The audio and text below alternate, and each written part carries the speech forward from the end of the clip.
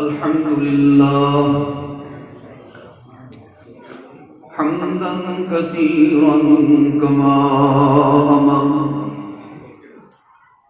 ونشهد أن لا إله إلا الله وحده لا شريك له في الخلق والأمر، إرغاما لمن جحد به وكفر،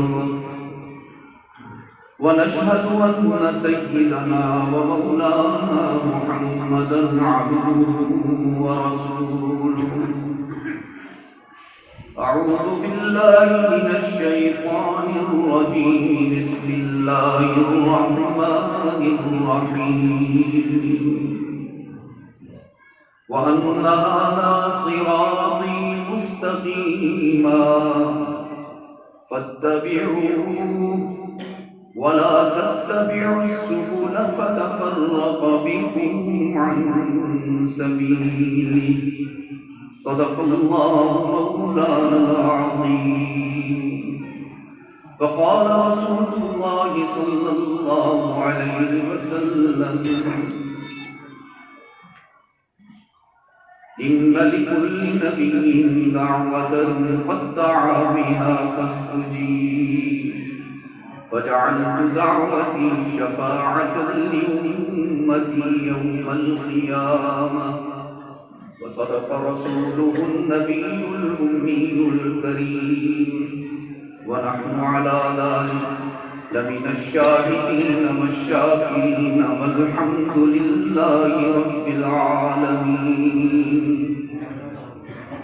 خدا در انتظار حمد مانیست، محمد چشم بر راہ ثنائیست.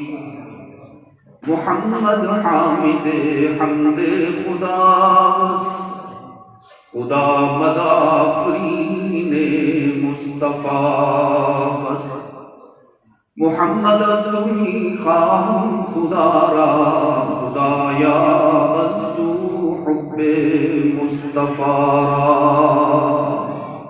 اللهم صل على محمد وعلى آل محمد كما صليت على إبراهيم وعلى آل إبراهيم إنك حميد مجيد. اللهم بارك على محمد وعلى آل محمد كما باركت على إبراهيم وعلى آل إبراهيم إنك حميد مجيد. میزبان مکرم،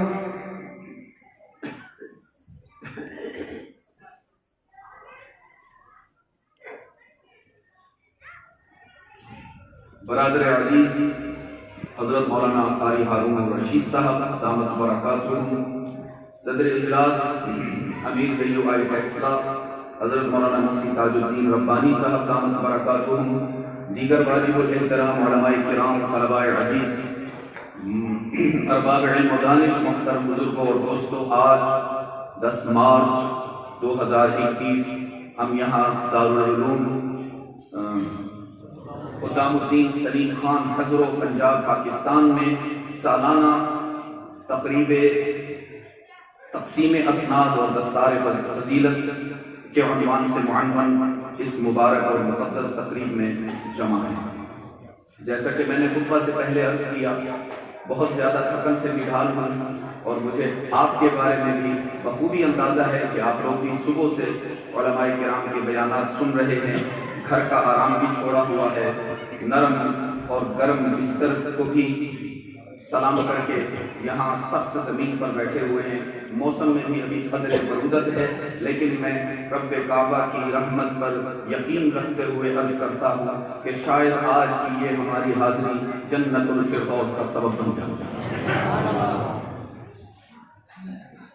میں بہت تھک جاتا ہوں نا عزیز دوستو. میں نے کچھ عرصہ پہلے وہاں دامان میں بھی سنایا تھا.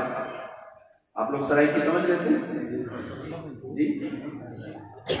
بہت ہی طبیعت میں آپ کی اس میں لالسا ہے. کھانا ہے نا انشاءاللہ ملے گا کھانا، یار پریشان نہ ہو. میں جب بہت تھک جاتا ہوں، آپ بھی تھک گئے ہوں گے، نڈھال ہو جاتا ہوں، جسم میں اس محلال بھی ہوتا ہے، تو پھر سرائکی کا ایک شاعر ہے جس کا کلام مجھے تسلی دیتا ہے کہ اتھاں جو بھوگ بھوگے ہیں اتھاں کوئی تاں جزا ملسی۔ بھوگ بھوگے کا لفظ ہم چونکہ سرائکی ہیں تو ہمارے لیے تو آسان ہے، آپ کو سمجھا دیتا ہوں۔ یہ ہمارے جو اساتذہ کرام نے اگر باہر کے شور پر کنٹرول کریں گے نا تو مجمع میں یکسوئی رہے گی، ورنہ ساری محنت کے ضائع ہونے کا اندیشہ ہے۔ آپ میری طرف متوجہ رہے۔ اتھاں جو بھوگ بھوگے ہیں، یہاں جو تکلیف اٹھا رہے ہیں، یہاں جو قربانیاں دے رہے ہیں، یہاں جو مشقتیں برداشت کر رہے ہیں، یہاں جو طویل سفر کرتے ہوئے اہل خانہ کی جدائی کو گوارا کر رہے ہیں، گھر کے آرام کو چھوڑ کر سخت زمین پر علماء کے بیانات سننے کے لیے گھنٹوں بیٹھے رہتے ہیں، اتھاں جو بھوگ بھوگے ہیں اتھاں کوئی تاں جزا ملسی، تھکیڑے سارے لہوے سے نبی ملسی، خدا ملسی۔ اگر ان قربانیوں کے نتیجے میں رحمت عالم صلی اللہ علیہ وسلم کا قرب نصیب ہو جائے اور اپنے معبود کی رضا نصیب ہو جائے تو سودا سستا ہے۔ سرکار دو عالم صلی اللہ علیہ وسلم اس کائنات میں معمار انسانیت بن کر تشریف لائے۔ کیا بن کر آئے تھے؟ کچھ لوگ لوہے کو قیمتی بناتے ہیں، کچھ لکڑی کو قیمتی بناتے ہیں، کچھ دھاگے کو قیمتی بناتے ہیں، کچھ مٹی کو قیمتی بناتے ہیں، محمد نے انسان کو قیمتی بنایا۔ یہ لوہے کا راڈ دیکھ رہے ہیں، لوہار کی پہچان ہوتی ہے۔ یہ کھڑکیاں، سٹیج، صوفہ، الماریاں دیکھتے ہیں تو ترکھان کی پہچان ہوتی ہے۔ یہ عمارت دیکھتے ہیں، مستری اور مزدور کی پہچان ہوتی ہے۔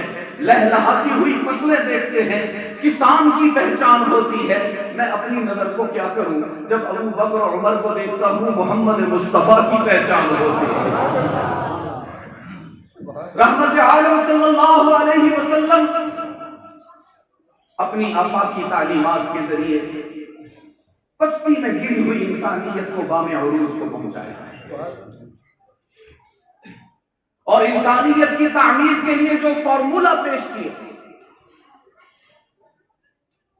جانوروں کو انسان بنانے کے، شقاوت پسندوں کو سعادت مند بنانے کے جو فارمولہ لے کر آئے سرکار دو عالم صلی اللہ علیہ وسلم، اسی کو قرآن کریم کہتا ہے۔ اور یہ حق تعالیٰ کا اعجاز ہے، اس کی قدرت کا مظاہرہ ہے کہ 1400 سال گزر جانے کے باوجود نہ قرآن کی جوانی میں کوئی فرق ہے، نہ اس کے شباب میں کوئی فرق ہے۔ وہ آج بھی ہماری بگڑی بنانا چاہتا ہے، وہ آج بھی ہمارے مسائل حل کرنا چاہتا ہے، وہ آج بھی ہمیں بلندیاں دینا چاہتا ہے۔ قرآن کی طرف سے پہل ہو چکی ہے، دیر ہماری طرف سے ہو رہی ہے۔ شاید میں نے آپ کو اپنی پہلی ملاقات میں عرض کیا تھا کہ قرآن کریم سے دوستی کرنا کتنا آسان ہے، شرط یہ ہے کہ قرآن کریم سے ہم کلام ہونا پڑے گا، گفتگو کرنا ہوگی۔ اور پھر اسی موقع پر میں آپ کو یاد دلاتا چلا جاؤں، میں نے آپ کی طرف سے نمائندہ بن کر قرآن کریم سے کچھ سوالات بھی کیے کہ قرآن ہمیں جواب دیتا ہے کہ نہیں۔ قرآن سے نام پوچھا تھا، اس کا کام پوچھا تھا، اس کا مقام پوچھا تھا، اس کا نازل کرنے والا پوچھا تھا، اس کو لانے والا پوچھا تھا، کس پر نازل ہوئے ہو، کیا زبان ہے، کس مہینے میں آئے، کس رات میں آئے، کیوں آئے، یہ سب پوچھا تھا۔ اگر آپ کو یاد رہا ہو تو میرے عزیز دوستو، میرا دعویٰ ہے دنیاوی زندگی کا کوئی گوشہ ایسا نہیں جس پر قرآن ہماری رہنمائی نہ کرتا۔ یہ تو قصور ہمارا ہے، ہم نے قرآن کریم کو محض ایک تبرک کی کتاب سمجھا ہوا، ایک ثواب کی کتاب۔ میں صرف آج کے حوالے سے بھی قرآن کریم سے رہنمائی لیتا ہوں۔ دیکھیے آج کتنا بڑا خوشی کا موقع ہے، کتنی بڑی عبادت کی تکمیل ہوئی ہے۔ آپ سب یہاں تشریف لائے ہیں، آپ کے آنے کی جو وجہ بنی ہوئی ہے کہ اس ادارے سے بحمداللہ کتنے طلباء نے قرآن کریم اپنے سینے میں محفوظ کیا؟ 10 الحمدللہ۔ کیونکہ مجمع کو بھی پتا ہونا چاہیے کہ آپ کے سامنے ابھی اتنے بچوں کی دستار بندی ہوئی، کتنے طلباء قرآن کریم کا حفظ مکمل کیا جی انہوں نے؟ 10 طلباء ہیں الحمدللہ۔ اور 8 وہ طلباء ہیں جو گزشتہ سال جنہوں نے قرآن کریم حفظ مکمل کیا تھا، آج ان کو اسناد تقسیم کی جائیں گے، اور اس ادارے میں کل طلباء الحمدللہ 450 کے قریب ہیں۔ تو بہت بڑا نیکی مکمل ہوئی ہے نا آج۔ تو میں قرآن کریم سے پوچھنا چاہتا ہوں کہ قرآن کریم جب کوئی انسان نیکی کا کام کر لے تو پھر اللہ ہمیں کیا سکھاتا ہے کہ ہمیں کیا کرنا چاہیے؟ ہمارا نفس تو ہمیں یہ کہتا ہے تم نے نیکی کی ہے لہذا مغرور ہو جاؤ، متکبر ہو جاؤ۔ ہم لوگوں کو حقیر سمجھنا شروع کر دیتے ہیں نیکی کر لینے کے بعد۔ چنانچہ آپ دیکھتے ہوں گے 40-50 سال جماعت سے نماز پڑھ لیں تو نام کے ساتھ نمازی نہیں لکھا جاتا، ایک حج کر لیں تو فوراً حاجی لکھوا لیتے ہیں۔ ہمارا نفس ہمیں یہ سکھاتا ہے کہ چونکہ تم نے نیکی کی ہے لہذا غرور بھی تمہارا حق ہے اور تکبر بھی تمہارا حق ہے۔ میں نے قرآن کریم سے پوچھا، قرآن کریم آپ بتائیے اگر ہمیں نیکی کی توفیق ہو جائے تو کرنا کیا چاہیے؟ سوال سمجھ میں آ گیا آپ کیا؟ قرآن کریم نے فرمایا وَإِذْ يَرْفَعُ إِبْرَاهِيمُ الْقَوَاعِدَ مِنَ الْبَيْتِ وَإِسْمَاعِيلُ۔ جواب دینے سے پہلے نیکی بتائیے۔ وَإِذْ يَرْفَعُ إِبْرَاهِيمُ الْقَوَاعِدَ مِنَ الْبَيْتِ وَإِسْمَاعِيلُ۔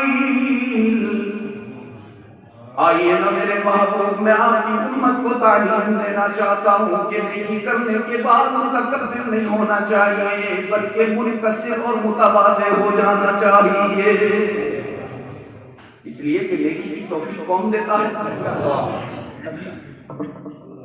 جواب تندرست بھی چاہیے اور درست بھی چاہیے۔ صرف اللہ نہیں کہنا عزیز دوستو، ہر ملاقات میں یاد دلاتا ہوں، کیا کروں ابھی تو زندہ ہوں، آپ بھلا دیتے ہو، پتہ نہیں موت کے بعد کیا ہوگا۔ صرف اللہ نہیں کہنا، اللہ ہی کہنا۔ یہی تو میرا ابا 55 سال تک آپ کو سکھاتا رہا، اور تو اس کی کوئی جائیداد نہیں، کوئی بنگلے انہوں نے نہیں چھوڑے، وہ تو گاڑی چلانا بھی نہیں جانتے تھے، کبھی گاڑی چلانا نہیں سیکھی والد صاحب نے، ان کو موقع ہی نہ ملا۔ وہ تمام عمر کا ہر لمحہ اسی فکر میں رہے کہ ہی کا پیغام پوری کائنات میں نشر ہو جائے۔ تو میں تو انشاءاللہ آپ کو نہیں بھولنے دوں گا، انشاءاللہ ہمیشہ آپ کو یاد رکھوں گا کہ صرف اللہ نہیں کہنا، اللہ ہی۔ فرمایا وَإِذْ يَرْفَعُ إِبْرَاهِيمُ الْقَوَاعِدَ مِنَ الْبَيْتِ وَإِسْمَاعِيلُ۔ میرے محبوب آپ کو یاد دلاتا چلوں، کائنات کی سب سے بڑی نیکی کی تکمیل ہوئی تھی تو کیا منظر پیش آیا تھا؟ آپ کے دادا ابراہیم اپنے بیٹے اسماعیل کو ساتھ لے کر بیت اللہ کی تعمیر فرما رہے ہیں۔ دنیا کی پہلی مسجد، کائنات کا پہلا مدرسہ، روئے زمین کا سب سے پہلا دارالعلوم مکمل ہو گیا۔ پتہ نہیں کہاں کہاں سے پتھر لائے، کہاں سے پانی کا انتظام کیا، پھر گارا بنایا، پتھروں کو سجایا، گارے کو لگایا، پھر اس کو چمکایا۔ جب ساری عبادت مکمل ہو گئی، قرآن کریم نے ہمیں بتایا ابراہیم متکبر نہ ہوئے، ابراہیم مغرور نہ ہوئے، اپنے بیٹے کو ساتھ ملا کر اللہ کے حضور سجدہ ریز ہو گئے اور دعا کے لیے ہاتھ اٹھا لیے۔ جسم تھکن سے چور چور ہے، چہرہ پسینے سے شرابور ہے، مگر باپ بیٹے کا دل ایمان کے نور سے معمور ہے۔ عرض کیا ربنا تقبل منا انک انت السمیع العلیم۔ پہلی دعا ابراہیم، عرض کیا الہ العالمین، تو نے حکم دیا میں نے تعمیر کی، تو نے تربیت فرمائی تو میں نے تعمیر کی، اب کام مکمل ہو گیا، لیکن مجھے احساس ہے تعمیر ارشاد میں مجھ سے کمی بھی رہی ہوگی، کوتاہی بھی ہوئی ہوگی، مجھے اپنی نیکی پر کوئی گھمنڈ نہیں، مجھے اپنی کمزوری کا اعتراف ہے، لیکن الہ العالمین میرا ایمان یہ ہے کہ تو بہانہ کرنے پر بھی خوش ہو جاتا ہے۔ میں نے عبادت کر لی، سب سے پہلی التجا یہ ہے میری کمزوریوں سے نظر انداز کرنا، میری عبادت کو قبول فرما۔ یہ میں نے ترجمہ کیا تقبل۔ علماء جانتے ہیں تفاعل کے باب سے ہے، اس میں تکلف کا مادہ ہے کہ الہ العالمین اگرچہ قبولیت کے قابل تو نہیں، لیکن تیرے کرم سے کیا بعید ہے تو ہماری عبادت قبول فرما دے۔ پہلی دعا کی ابراہیم نے کہ الہ العالمین میری عبادت کو، آپ کی آواز یہاں تک پہنچے تو بات بنے، یہ آپ کے ایمان کے گواہ علماء کرام بن رہے ہیں، کہیں ایسا نہ ہو کہ حشر میں اللہ کے سامنے کہیں گے یہ تو آواز ہی نہیں کرتے۔ پہلی دعا تقبل منا الہ العالمین میری نیکی کو، دوسری دعا ہمارا عجیب ہر جگہ قرآن ہماری تربیت کرتا ہے، ہمارا یہ حال ہے بس ایک دعا ہم نے یاد رکھی ہوئی ہے، موت ہو، فوت ہو، شادی ہو، غمی ہو، خوشی ہو، ربنا کیا ہے جی آتینا فی الدنیا، بڑے حاصل ہم لوگ بڑے ہوشیار ہیں جی، نہ کوئی ربنا ظلمنا انفسنا پہلے زبان پر آتا ہے کہ یا اللہ گناہ معاف کر دے ہم سے، پہلی دعا ہی ہوتی ہے یا اللہ بحریہ کی فائل کا ملے گی، یا اللہ ڈیفینس کا پلاٹ کا ملے گی، آتینا فی الدنیا کا چلے مانگ لیتے ہیں۔ ہائے ہائے ابا جی فرمایا کرتے تھے اللہ سے مانگو تو اپنے حالات سامنے رکھ کے نہ مانگا کرو، اس کی رحمت سامنے رکھ کے مانگا کرو۔